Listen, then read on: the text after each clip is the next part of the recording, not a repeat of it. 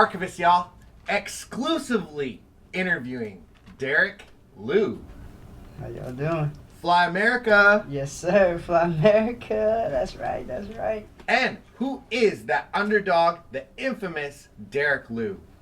Derek Liu is a LA native artist. I just started rapping. I'm new to this whole thing, whole making music process. I probably just started rapping and writing my own music like 8 months ago. Surprising as that is. Man, it's just a blessing to be working with Mark Battles and all these great artists and everything. It's just so exciting. And coming out of Los Angeles, how did you start? What motivated you to become a rapper? Well, I always kind of had like an inclination that I wanted to be famous. I wanted to use my voice for something positive and to like be able to reach out to people and have a movement and do something exactly as what Fly America is doing right now and be positive. And it just, God put all the pieces together in the puzzle and it just fell together. And all of a sudden I met Battles, Young One, the whole Fly America team, and they was doing something amazing already, and I was just blessed to be a part of it. And you were definitely inspired and motivated by Tupac, Kanye West, Drake, J. Cole, and some classic Motown soul. Elaborate on your upbringing on music. Absolutely, definitely. And I would have to say one of my first albums ever would be the Eminem, the Slim Shady LP. And it was actually funny. My uncle bought it for me when I was like 8 years old. And you know, like, he was saying some pretty graphic stuff on there, but you just like it because it's Eminem and he's flowing and he's telling vivid stories and everything. And like the cuss words was kind of cool when you're younger, you know what I'm saying, to hear it like that. So that was kind of cool.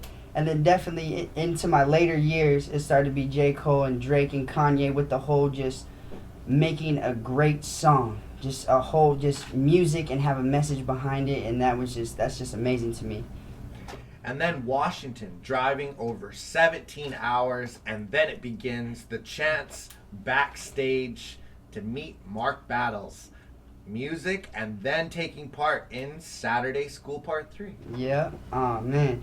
That was actually crazy how it happened. It was definitely like just meant to be sort of thing. You know what I'm saying? Like I was living with a friend of a friend who knew Battles before, went on tour with him before when he did the Rocky Fresh Electric Highway tour.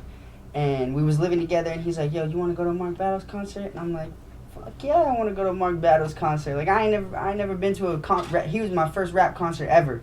And he killed it. For my first rap concert, that was amazing. Like, that was the best one I could have gone to ever. And I've never seen a performer like him. That shit just inspired me. I'm like, yep, I have to do this. This is what I have to do. So I sneak backstage. He's back there, the artist, 5 minutes before he's going on to his set, pressing shirts out, making the merchandise for everybody. I couldn't believe it. I'm like, bro, can I help you? Like, I'm not doing anything. Like, could I do that maybe? And you go and kick it like other artists? Like, don't other artists have like girls in the back room and then kicking it? Like, what are you doing? Man, they run everything. It was crazy. I've never seen a team like this before, and they all efficient. That's the thing. So I'm like, yeah, I have to be a part of this. And I didn't do it with the intention of like, I'm gonna be a part of it. I just did it out of the intention like, man, this shit is crazy. Why are you doing all this stuff by yourself? Like this shouldn't be happening. And then he put on a great show. He did this hype set that's like a legendary hype set. Like on all of his fans know at all of his shows, it's like this legendary hype set. And I guess I got pulled out there kind of on stage and was going crazy with them. And I didn't have a Twitter at the time. And I guess on Twitter they was asking him about who the white boy was on stage with him. And I guess he was like, all right, I got to find out about this kid then. And what did it take for you to get backstage? That's the hustle, man, because that's how I started, and I had to do my thing to get where I'm at. Yeah. That's how you do it. Yeah, exactly. I mean, it was kind of like, I guess I just was a little slick talker, kind of like, oh yeah, I'm just, because the bathroom was kind of in the back. Also, I'm like, before the show, I'm like, yeah, let me just go to the bathroom. I'm going to go to the bathroom real quick. And then all of a sudden, I knew one of the people was back there that I knew, so I kind of was like, hey, what's up, man? Oh, how you? Cool. Yeah, you guys kicking it back here? Started talking to him, kind of slowly just worked my way into the situation. And then finally I kind of just walked up to him, built the courage up and was like, bro, you look like you could use some help. He's like, get out of here. Let me do this. But not in like a mean way at all. Like, you know what I'm saying? Like, this is what I worked for. This is my merchandise. These are my fans. I don't know who you are. And like, I totally respect that. Like, that's the hustle right there. That's what's dope. And then it begins a 30-city tour across the U.S., opening for Mark Battles. Here it comes, Derek Liu. Yeah, that was amazing. That was a blessing too. We went on tour, 30 cities. It was just that was crazy. He let me open up for him every single city. That was nuts. That was absolutely nuts. That was an experience of a lifetime, I must say. I'm not gonna lie. If I didn't say I was nervous, I'd be lying. Cause I was sweating bubble guts, all scared before going on stage. He's like, "This is what you're made to do. This is what you're supposed to do." And I'm just, I'm nervous, bro. I'm nervous. But every show, just like an athlete, every performance you go out there, every game, every time you practice, every time you rehearse to get better, it becomes easier and more natural. And I'm still working at it. You could always get better. You know what I'm saying? There's always room for improvement. No one's perfect. And a handful of tracks, Magic Johnson, Blow It Out, and Hand Clap with Dizzy Wright, Can't Stand Us with French Montana, Pretty Major, Fly America. Fly America, yeah, we've definitely had some big collabs. We've been working this year, definitely. In such a short time too. I've only had half the year to work since probably June is when I was selected to come with him and be on Fly America.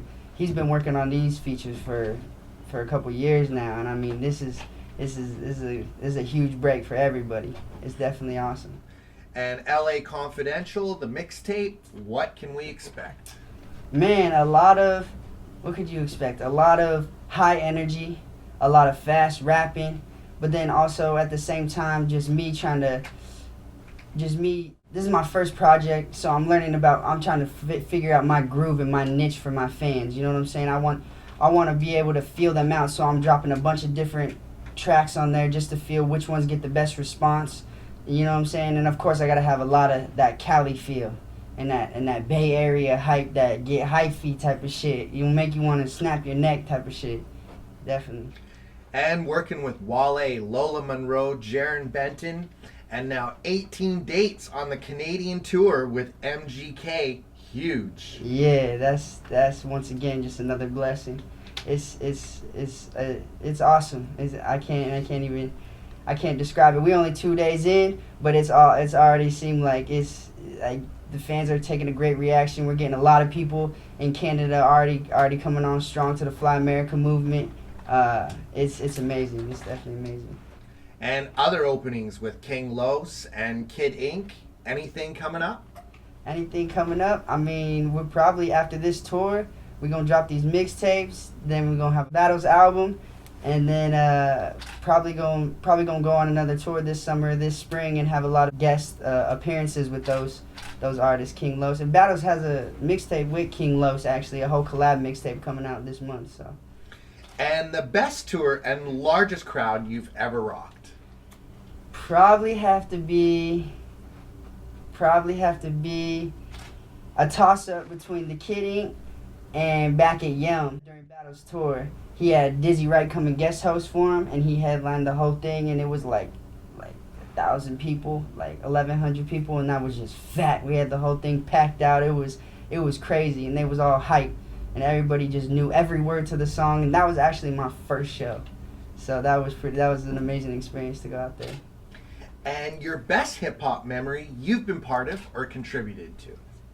Oh man, this whole thing, this whole Fly America movement, that's my greatest memory ever. I remember just being on the couch in LA thinking man, what am I gonna do? Working this retail job, this ain't gonna cut it. I can't do this, you know what I'm saying? I gotta figure something else out. I feel like I got something here. And it worked out the way it worked out.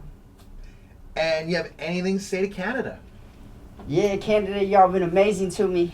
Thank you very much for welcoming us with open arms. Y'all cold as shit. I'm from Cali, so goddamn, man, I'm gonna come back in the summer. I'm sorry. And got any shouts? Any shout outs? Shout out to Battles, Fly America, Young One, our manager, Q's, Brittany, the camera lady, And the archivist, man. Thank you. And shouts to Fly America crew. And this is the Archivist, and you already know the name, y'all. Yes, sir.